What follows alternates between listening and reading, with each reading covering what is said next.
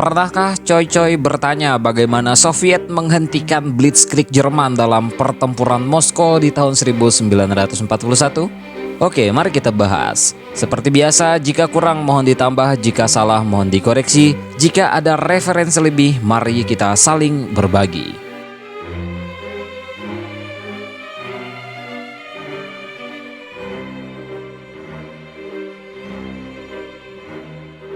Periode awal operasi Barbarossa merupakan mimpi buruk nyata bagi Tentara Merah. Selama beberapa bulan, Wehrmacht telah menduduki seluruh wilayah Baltik, Belarusia, dan sebagian besar Ukraina. Ratusan ribu tentara Soviet telah terbunuh atau ditangkap.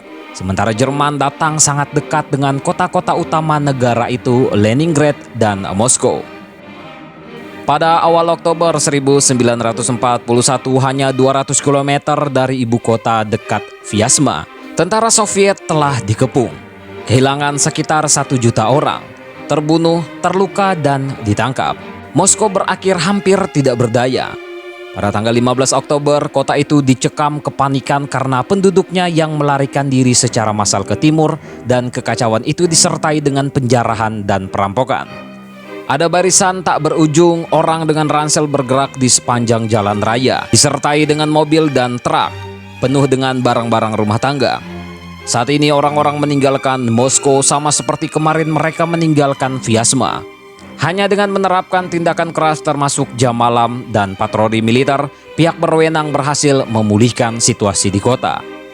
Hingga unit cadangan dari Siberia, Ural, dan Timur Jauh tiba untuk mempertahankan ibu kota.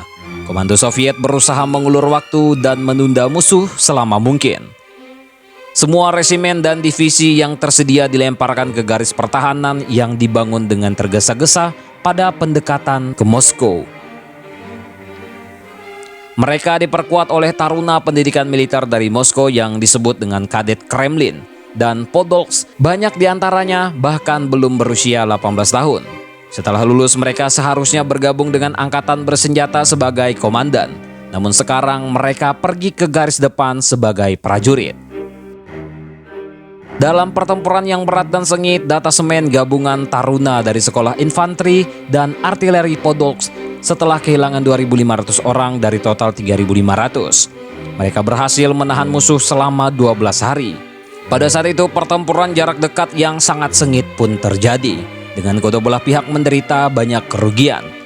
Pada tanggal 2 Desember, unit-unit divisi Panzer kedua Wehrmacht menduduki desa Krasnaya Poliana, hanya 30 km dari Kremlin. Mengingat luasnya wilayah dan sumber daya manusia di Uni Soviet, para pemimpin militer Jerman memahami bahwa perang belum berakhir. Namun mereka yakin bahwa tulang punggung tentara merah telah dipatahkan. Namun urusan Wehrmacht dalam perjalanannya ke ibu kota Soviet tidak berjalan semulus yang diinginkan pimpinan militer Jerman. Perlawanan keras kepala tentara merah dan serangan balik terus-menerus membuat pasukan Jerman kewalahan dan kelelahan. Pergerakan unit lapis baja Jerman terhambat oleh penambangan besar-besaran. Dari semua pendekatan ke kota yang dilakukan oleh insinyur militer Soviet secara kompeten. Selain itu, Jerman mulai mengalami masalah dengan pasokan. Kuda mereka sekarat secara massal dibiarkan tanpa pakan saat musim dingin mulai masuk. Tentara Jerman berharap untuk dorongan terakhir yang menentukan ke Moskow, namun gagal mempertimbangkan fakta. Tentara merah cadangan yang baru dilatih berkumpul di kota. Pada tanggal 5 Desember, pasukan Front Barat yang dipimpin oleh Georgi Zhukov dan Front Barat Daya yang dipimpin oleh Konstantin Timoshenko melancarkan serangan balasan skala besar. Pasukan Jerman mulai mundur dengan cepat dari ibu kota. Di beberapa tempat, retret berubah menjadi panik.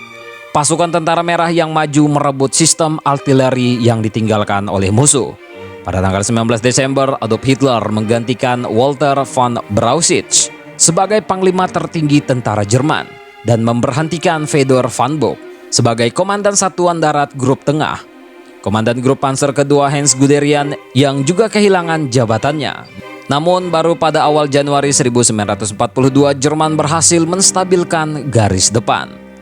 Setelah memberikan pukulan yang mengejutkan ke Wehrmacht, tentara merah mendorong musuh 100 hingga 250 km dari Moskow. Dengan begitu berhasil membebaskan keseluruhan wilayah secara signifikan dan menghilangkan ancaman terhadap ibu kota. Namun rencana ambisius pimpinan militer untuk melanjutkan ofensif dan sepenuhnya mengalahkan pusat grup angkatan darat mengakibatkan pertempuran sengit. Upaya yang sulit untuk melarikan diri dari pengepungan dan kerugian besar bagi pasukan Soviet. Terlepas dari kemenangan dalam pertempuran Moskow dan runtuhnya strategi Blitzkrieg, titik balik dalam perang itu belum terlihat. Tentang ini bagaimana menurut kalian, coy?